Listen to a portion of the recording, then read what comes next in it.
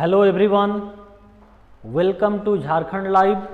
Jharkhand live में आपका स्वागत है। तो हम लोगों ने यूजीसी नेट जेआरएफ का क्लासेज स्टार्ट कर दिया है।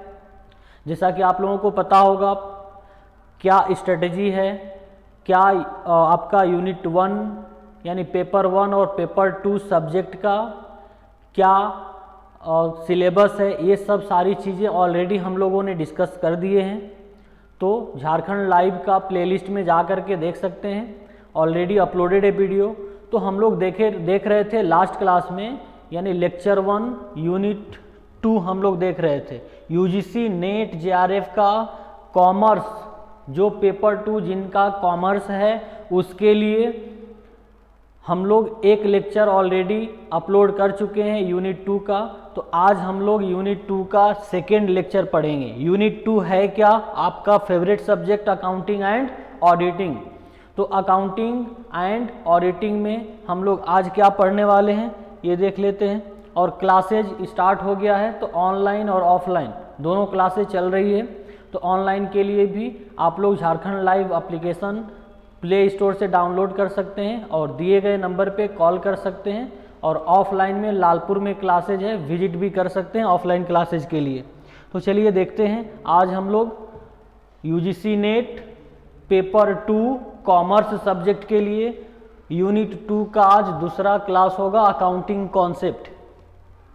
हम लोगों ने लास्ट क्लास में क्या देखा था? हम लोगों ने लास्ट क्लास में देखा था कि अकाउंटिंग होता क्या है, अकाउंटिंग किसको बोलते हैं, अकाउंटिंग का कैरेक्टरिस्टिक्स क्या है, ये सब हम लोगों ने ऑलरेडी डिस्कस कर चुके हैं। तो आज अकाउंटिंग कॉन्सेप्ट के बारे में पढ़ना है। अब कॉन्सेप्ट क्या होता है? कॉन्सेप्ट एक आपको गाइडलाइन प्रोवाइड करता है। कोई कहीं भी कॉन्सेप्ट की बात करें, मैथ का भी कॉन्सेप्ट, साइंस का भी कॉन्सेप्ट, कॉन्सेप्ट बताता क्या है? कंसेप्ट एक आपको गाइडलाइन प्रोवाइड करता है कि क्या स्टेप फॉलो करना है कोई भी सिस्टमेटिक वे में काम करने के लिए। तो यहाँ पर अकाउंटिंग कॉन्सेप्ट का मतलब क्या है कि अकाउंटिंग से रिलेटेड क्या क्या अकाउंटिंग स्टेप बाय स्टेप कैसे करना चाहिए, उसके लिए कुछ कुछ प्रिंसिपल्स, कुछ कुछ सिद्धांत बनाया गया है, कॉन्सेप्ट बनाया गया, कन्वेंशन बनाया गया है। तो उसमें से हम लोग देख रहे हैं अकाउंटिंग कॉन्सेप्ट।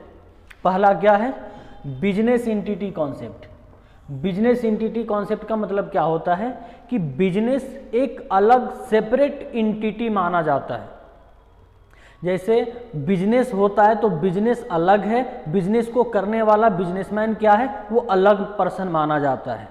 यानी बिजनेस एंटिटी कॉन्सेप्ट, दोनों अलग अलग सेपरेट लोग होते हैं, जो बिजनेस करने वाले हैं और जो बिजनेस है वो दोनों अलग अलग। जैसे रिलायंस कंपनी और रिलायंस कंपनी का जो ऑनर है मुकेश अंबानी, दोनों अलग अलग व्यक्ति हैं। तो उसी को बोलते हैं हम लोग, क्या बोलते हैं? Business entity concept.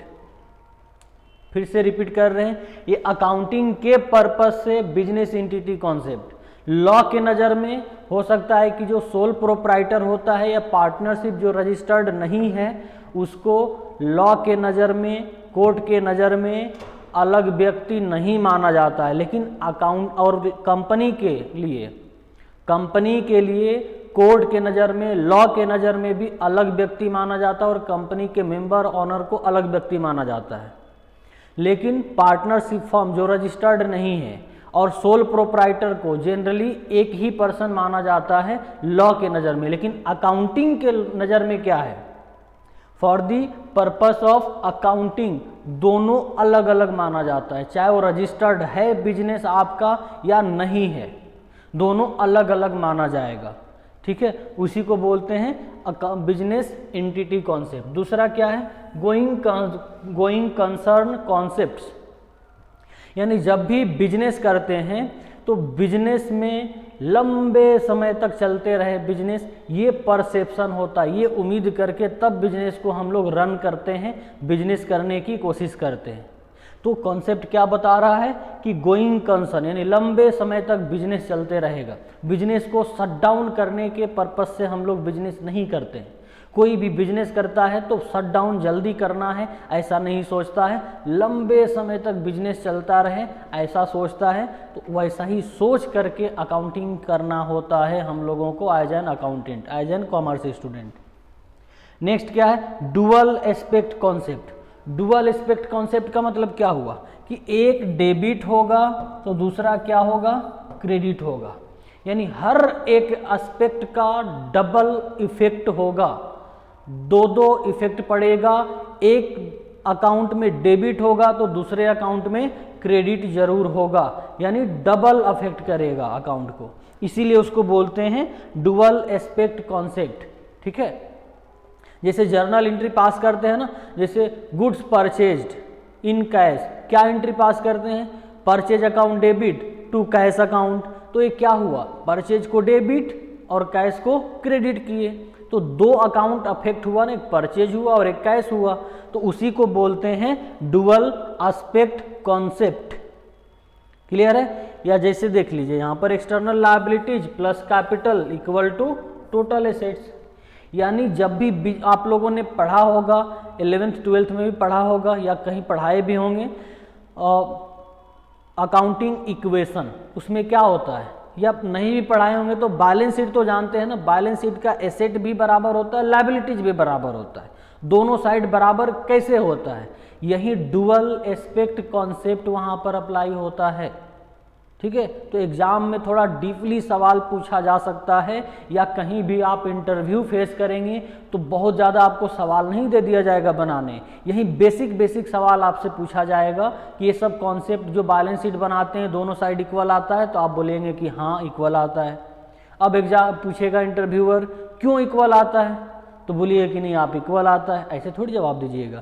आपको जवाब देना होगा कि जो अकाउंटिंग कॉन्सेप्ट है, जो डुअल एस्पेक्ट कॉन्सेप्ट बताता है कि हर एक ट्रांजैक्शंस का दो साइड इफेक्ट पड़ता है और दोनों इफेक्ट इक्वल अमाउंट से पड़ता है, इसीलिए बैलेंस शीट का टोटल भी ऑलवेज सेम आता है। आया समझ में, पहले से पता था क्या, कमेंट करके बताइएगा। तो बैलेंस शीट दोनों साइड क्यों बराबर आता है, कौन सा कॉन्सेप्ट अप्लाई होता है, डुअल एस्पेक्ट कॉन्सेप्ट अप्लाई होता है। क्लियर।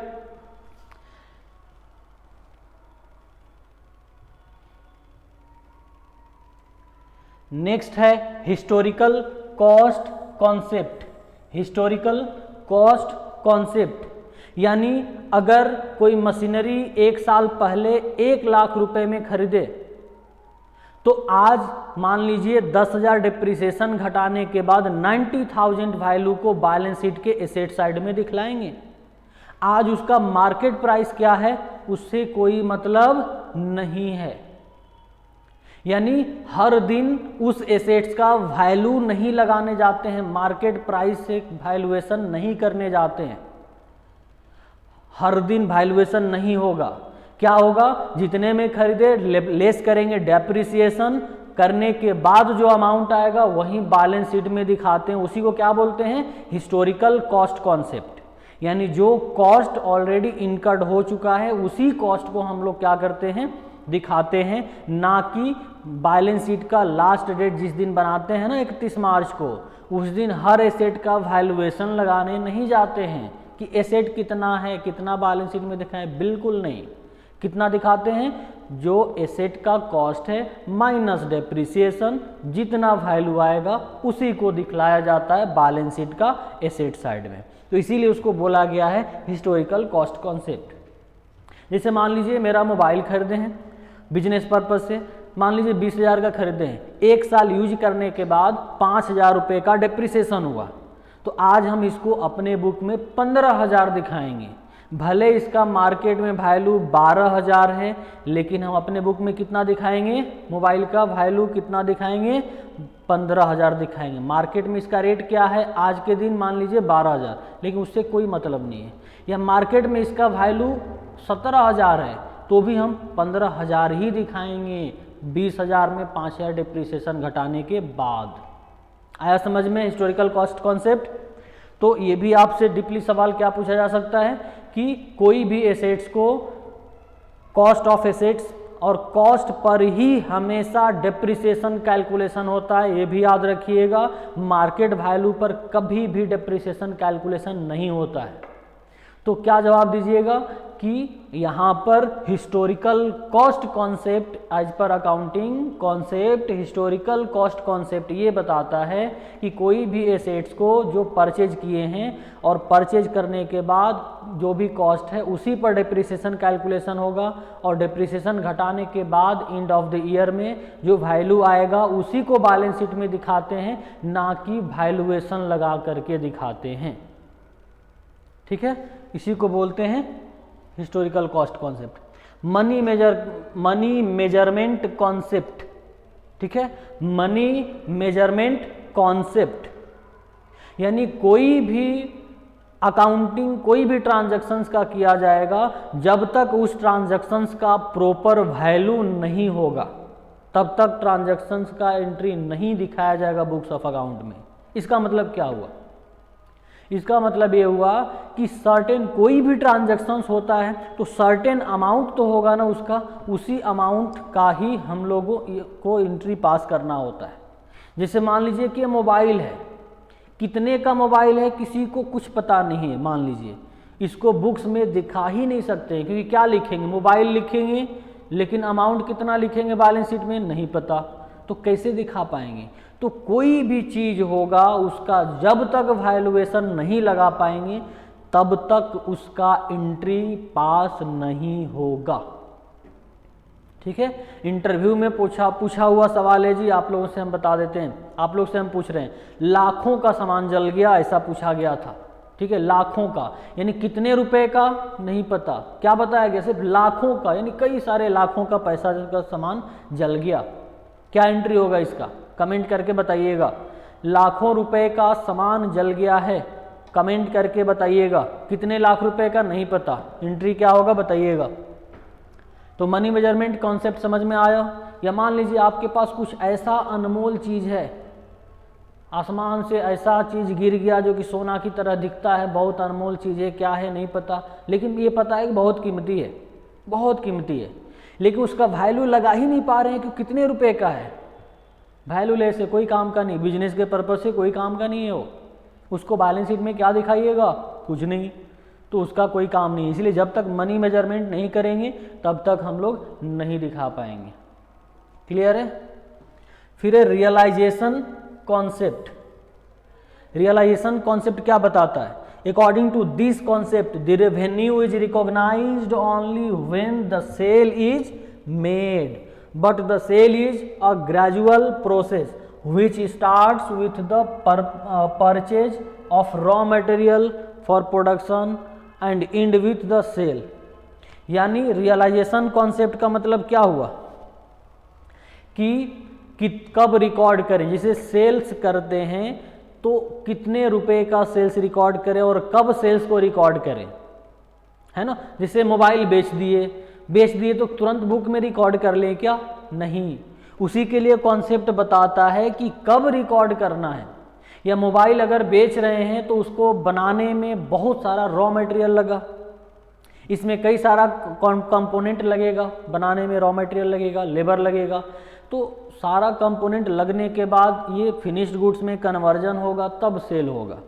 अगर बना के बेच रहे हैं तो, अगर बना बनाया खरीद के ला के बेच रहे हैं तो बेच देने से सिर्फ नहीं होगा, जब तक ऑनरशिप टाइटल ट्रांसफर ना हो जाए या अमाउंट रिसीव ना हो जाए तब तक हम लोग उसको सेल थोड़ी मानेंगे।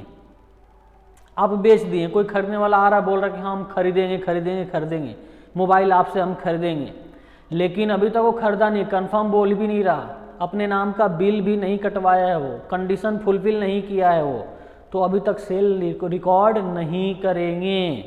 आया समझ में। जब तक कि conditions and terms and condition fulfil ना हो जाए तब तक बुक्स ऑफ अकाउंट में रिकॉर्डिंग नहीं होगा।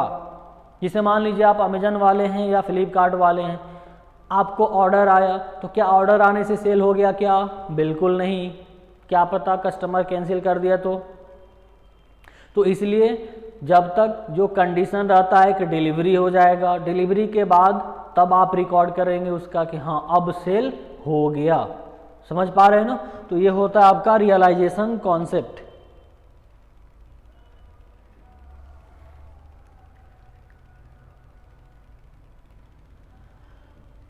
नेक्स्ट है अक्रूवल कॉन्सेप्ट। कौन सा कॉन्सेप्ट है? Accrual concept.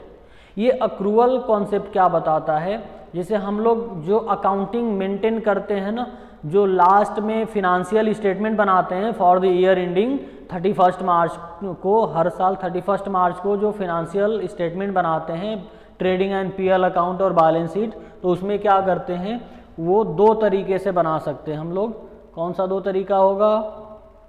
या तो होगा वो अक्रूवल बेसिस,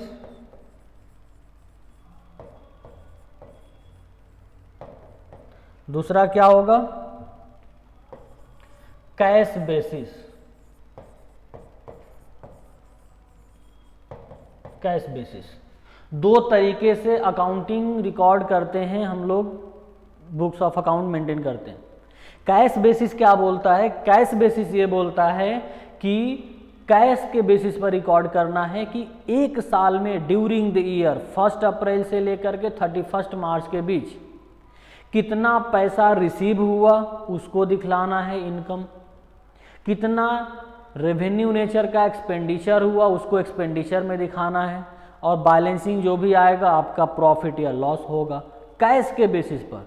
चाहे पिछले 2 साल का जो बकाया था पैसा वो आज रिसीव हो रहा, तो आज का इनकम मानेंगे, इस साल का इनकम मानेंगे, ना कि 2 साल पहले का इनकम मानेंगे। या 2 साल 2024 के लिए भी एक्सपेंडिचर आज कर रहे हैं तो वो आज इस साल का खर्चा मानेंगे, ना कि 2024 के लिए खर्चा मानेंगे। वो कौन सा कॉन्सेप्ट बताता है? कैश बेसिस वाला बताता है। लेकिन अक्रूवल कॉन्सेप्ट क्या बताता है? ये ड्यू बेसिस पर बताता है, टाइम के बेसिस पर बताता है कि 1 अप्रैल से लेकर के 31 मार्च तक मान लीजिए कि कितना होगा आपका, 12 महीना होगा। अब 12 महीने में जैसे फॉर एग्जांपल अगर किसी स्टाफ को सैलरी दे रहे हैं आप, तो सैलरी देंगे तो कितना दे रहे हैं, मान लीजिए 1000 पर मंथ, तो 12 महीने में कितना सैलरी देना पड़ेगा? 12,000। ध्यान से समझिएगा। लेकिन अभी तक आपने स्टाफ को सिर्फ 10,000 रुपये सैलरी कैश में दिए हैं, 2,000 अभी तक 31 मार्च तक दिए नहीं हैं। तो आप बुक्स ऑफ अकाउंट में कितना रिकॉर्ड कीजिएगा, कितना एक्सपेंसेज मानिएगा आप अपने बुक्स ऑफ अकाउंट में? पूरा 12,000 मानना होगा। भले पेमेंट हुआ है या पेमेंट नहीं हुआ या पेमेंट ज़्यादा हो गया, उससे कोई मतलब नहीं है। अक्रूवल कॉन्सेप्ट ये बताता है कि 12 महीने का जो पीरियड है, उस 12 महीने का जितना खर्चा या इनकम हुआ है उसी को बुक्स ऑफ अकाउंट में, फाइनल अकाउंट में दिखलाना होता है। उसी को बोलते हैं अक्रूवल कॉन्सेप्ट। यानी कैश में पेमेंट हुआ है या कैश में रिसीव हुआ है या नहीं हुआ है, वो नहीं देखना है। समझ पा रहे हैं? यानी 12,000 स्टाफ का सैलरी तो बन रहा है ना, लेकिन अभी तक आपने पे कितना किया है? 10,000। 2,000 अभी देना है ना, अभी तक दिए नहीं है, पर भी खर्चा हम कितना मानेंगे? 1 साल का खर्चा हुआ 12,000। फॉर एग्जाम्पल ये भी मान लीजिए कि आप 15,000 दे दिए हैं उसको, 3,000 एक्स्ट्रा दे दिए हैं, तो भी खर्च 12,000 ही मानेंगे, 15,000 नहीं मानेंगे। ये मानेंगे कि 3,000 एडवांस दे चुके हैं। तो इसीलिए कैश के बेसिस पर मतलब नहीं है। कैश का बेसिस किससे मतलब होता है? कैश बेसिस पर। आई होप कि अब ये समझ में आ गया होगा कि अक्रूवल कॉन्सेप्ट क्या होता है, कि जो 12 मंथ का पीरियड होता है, जो फिनेंशियल अकाउंट बनाते हैं, trading and profit and loss account, और बैलेंस शीट जो बनाते हैं 12 महीने का पीरियड का, तो उतने 12 महीने में जितना रेवेन्यू नेचर का एक्सपेंडिचर इनकम हुआ उसी को दिखाएंगे हम लोग ट्रेडिंग एंड पीएल अकाउंट में। एक्चुअली पेमेंट हुआ है या नहीं हुआ उससे कोई मतलब नहीं, एक्चुअली रिसीव हुआ है कैश में कि नहीं हुआ उससे भी कोई मतलब नहीं। इसीलिए याद कीजिए, आप लोग बनाए होंगे ट्रेडिंग एंड पीएल अकाउंट, तो उसमें क्या करते हैं? आउटस्टैंडिंग को ऐड करते हैं और प्रीपेड को लेस करते हैं। आई होप समझ गए होंगे। डाउट होगा तो ज़रूर पूछिएगा कमेंट करके। नेक्स्ट है मैचिंग कॉन्सेप्ट। मैचिंग कॉन्सेप्ट क्या होता है जी? मैचिंग कॉन्सेप्ट, तो मैचिंग कॉन्सेप्ट का मतलब होता है कि मैच कराना कैसा मैच? फुटबॉल क्रिकेट वाला मैच नहीं, मैच का मिलान कराना, अगर हिंदी में बात बोलें तो मिलान करवाना होता है। अब क्या चीज़ का मिलान करते हैं अकाउंट में? तो एक तरफ एक्सपेंस लिखते हैं किधर, डेबिट के साइड में, और एक तरफ इनकम को लिखते हैं और दोनों को मिलाते हैं, मैचिंग कराते हैं। अगर इनकम ज़्यादा हुआ, एक्सपेंस कम हुआ तो प्रॉफिट होगा, नेट प्रॉफिट। अगर एक्सपेंस ज़्यादा हुआ, इनकम कम हुआ तो नेट लॉस आएगा। समझ पा रहे हैं? कहाँ पे बनाते हैं? Trading and profit and loss account. तो trading and profit and loss account क्यों बनाते हैं? कौन सा कॉन्सेप्ट है वो मैचिंग कॉन्सेप्ट है। अब से पहले आप लोग सिंपल अकाउंट बना के रख दिए होंगे, समझ में नहीं आ रहा होगा कि क्यों बनाए हैं। क्यों बनाए हैं? ये मैचिंग कॉन्सेप्ट, मैचिंग कराने के लिए बनाते हैं कि कितने का इनकम है, कितने का एक्सपेंडिचर है। मैचिंग कॉन्सेप्ट कि ये पता चल सके कि कितने का एक्सपेंडिचर हुआ है और कितने का इनकम हुआ है उस पूरे एक साल में। उसको एक जगह एक अकाउंट में हम लोग क्या करते हैं कि एक साइड में इनकम, एक साइड में एक्सपेंडिचर रख करके मिलाते हैं और प्रॉफिट और लॉस निकालने का काम करते हैं। उसी को बोलते हैं मैचिंग कॉन्सेप्ट। क्लियर है जी? समझ में आ गया यहाँ तक?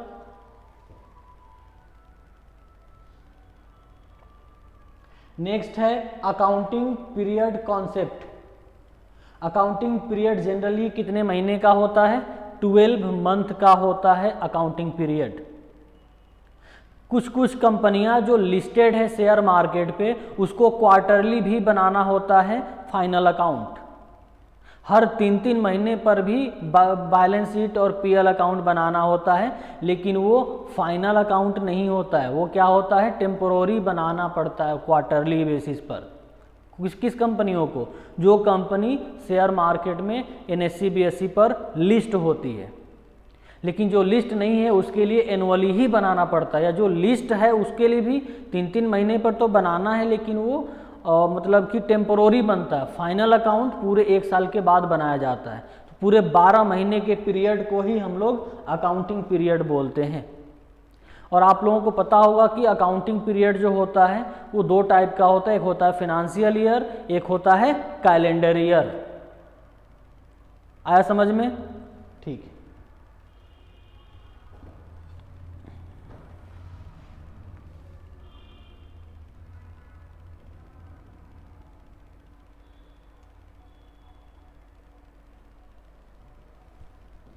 नेक्स्ट है वेरिफिएबल ऑब्जेक्टिव concept.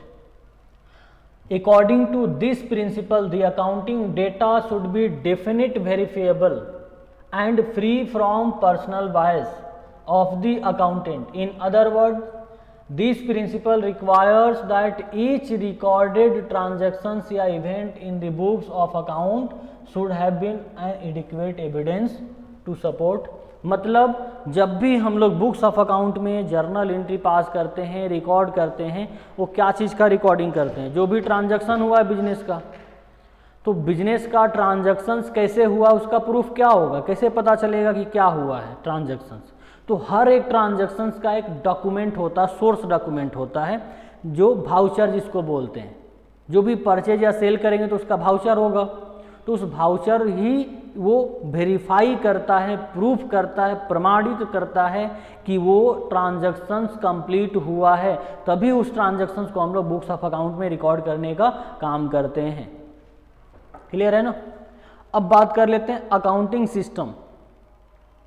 अब अकाउंटिंग सिस्टम क्या होता है? जैसा कि मैंने अभी बताया कि एक होता है कैश सिस्टम, जो कैश के बेसिस पर करते हैं, और एक होता है अक्रूवल कॉन्सेप्ट, जो वहाँ पर हम लोग देखे थे। कैश सिस्टम में क्या होता है? जो भी कैश आया, इनकम रेवेन्यू नेचर का, जो भी कैश गया उसको एक्सपेंडिचर करके, और तब हम लोग निकालते हैं नेट प्रॉफिट या नेट लॉस या सरप्लस या डिफिसिट निकालते हैं। यानी कैश के बेसिस पर रिकॉर्ड करते हैं। चाहे पिछले 2 साल का पेमेंट क्यों ना हुआ हो, आज ही पेमेंट मानेंगे उसको, इस साल का खर्चा मानेंगे। चाहे अगले 2 साल का पैसा आज ही क्यों ना मिल जाए, आज का इनकम मानेंगे कैश बेसिस पर। ये जनरली कौन मेंटेन करता है? आपसे पूछ भी सकता है सवाल कि कैश बेसिस सिस्टम कौन एडॉप्ट करता है? ज़्यादातर जो प्रोफेशनल्स होते हैं, जैसे doctor, lawyer, advocate, engineers, chartered accountant, है ना, टीचर्स, ये सब क्या होते हैं? ये कैश बेसिस पर रिकॉर्ड करते हैं। फिर single entry system. Single entry system क्या होता है? जो छोटे बिजनेसमैन होते हैं, जो छोटे व्यापारी होते हैं, वो क्या करते हैं, उतने ज़्यादा मान लीजिए नॉलेजेबल तो है नहीं, कॉमर्स का जानकारी सबको है नहीं, छोटा बिजनेस है, टर्नओवर मान लीजिए साल का 7 लाख 8 लाख होता है, प्रॉफिट होता है 1.5 से 2 लाख साल का। अब वो कहाँ से अकाउंटेंट रखेगा अपने बिजनेस में? पढ़े लिखे अकाउंटेंट ग्रेजुएट, कॉमर्स ग्रेजुएट को, अकाउंटेंट को कहाँ से रखेगा? जितना उसका कमाई नहीं है उससे ज़्यादा तो सैलरी देना पड़ जाएगा। इसलिए वो डबल एंट्री को फॉलो नहीं कर पाता है, सिस्टमेटिक तरीके से बुक ऑफ अकाउंट को रिकॉर्ड नहीं कर पाता है। इसलिए उसके पास क्या ऑप्शन बनता है? सिंगल एंट्री सिस्टम को अडॉप्ट करना। सिंगल एंट्री सिस्टम में अपने रिकॉर्डिंग हैफेजर्ड मैनर में कॉपी किताब पर अपने हिसाब से जो लिखता है, देखते हैं ना घर में, घर परिवार में आपका लिखा हुआ रहता है कैलेंडर पे कि दूध वाले को कितना देना है, किस तारीख को देना है, डिश टीवी वाले को कितना देना है, ट्यूशन फीस कब देना है, कितना देना है, किस तारीख को पेमेंट हुआ। तो सब क्या है? रिकॉर्डिंग ही तो हुआ है, लेकिन सिस्टमेटिक में नहीं हुआ है, हैफेजर्ड मैनर में हुआ है। तो उसी को बोलते हैं हैफेजर्ड मैनर में रिकॉर्ड करना, यानी सिंगल एंट्री अडॉप्ट करना। ये इनकम्प्लीट रिकॉर्ड होता, पूरा इन्फॉर्मेशन नहीं हो पाता इसमें। लेकिन छोटे छोटे व्यापारी के पास ऑप्शन नहीं रहता है कि उतना अडॉप्ट कर सके डबल एंट्री सिस्टम, तो इसीलिए सिंगल एंट्री सिस्टम अडॉप्ट करते हैं। अब सिंगल एंट्री सिस्टम रिकॉर्ड करने का अपना फ़ायदा भी है, नुकसान भी है। फ़ायदा क्या है? कम टाइम लगेगा और रिकॉर्ड करने में ज़्यादा एक्सपर्टाइज नॉलेज नहीं चाहिए, ज़्यादा पढ़े लिखे होने की ज़रूरत नहीं पड़ेगा।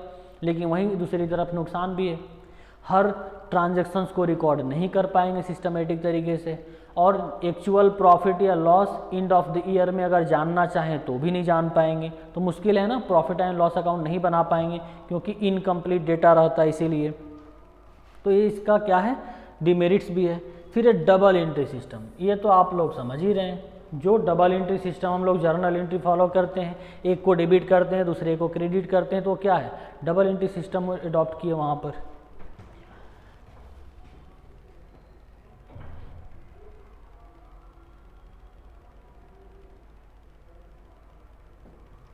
तो आज के लिए इतना ही रखते हैं। कैसा लगा क्लास, समझ में आया या नहीं आया, प्लीज़ कमेंट करके ज़रूर बताइएगा।